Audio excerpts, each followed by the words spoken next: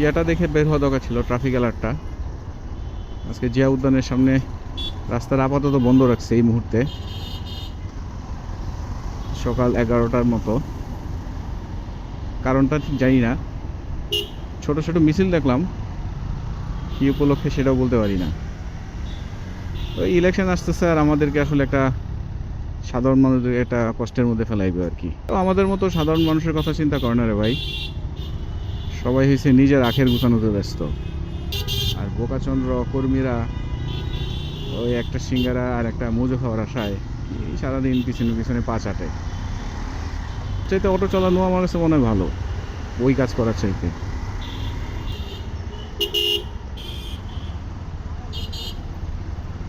কোথায় কতখানি রাস্তা ঘুরে আসতে হলো আমার। এখন আছি মানিক মিয়াতে, যেহেতু জিয়া উদ্যানের সামনে দিয়ে যেতে পারি নাই, ওই রাস্তাটা আটকায় রাখছে।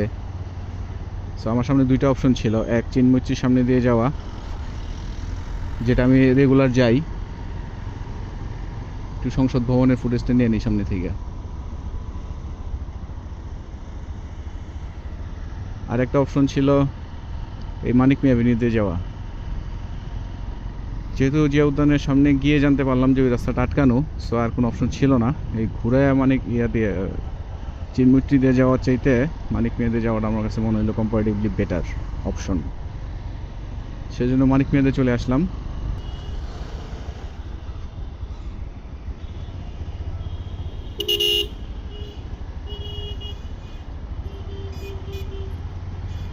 ওই যে এখানে একটা ইনসিডেন্ট ঘটছিল, পরে একটা মানুষ মারা গেছে, যে বান নাকি যেন পরে, এখন ওটার কাজ করে যেতেছে। দেখেন অবস্থাটা,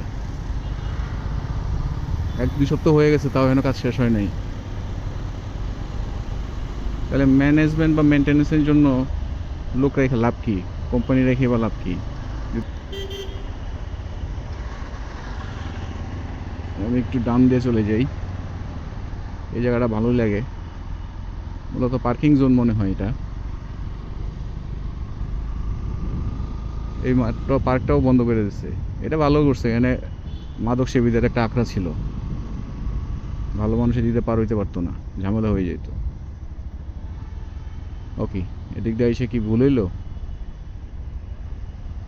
করার তো কিছু নাই, যাইতে তো হবে এই দিক দিয়ে। এখন ছাড়ছে মনে হয়, আর পার হইতে পারবো কি না এক চান্সে, সেটাই হচ্ছে দেখার বিষয়। একটা মেট্রো যদি আসতো না, ভালো লাগতো। এই মুহূর্তে একটা মেট্রো আসলে সুন্দর একটা ভিউ নিতে পারতাম। সিগন্যাল পড়ে গেছে, লাভ হয় নাই খুব একটা।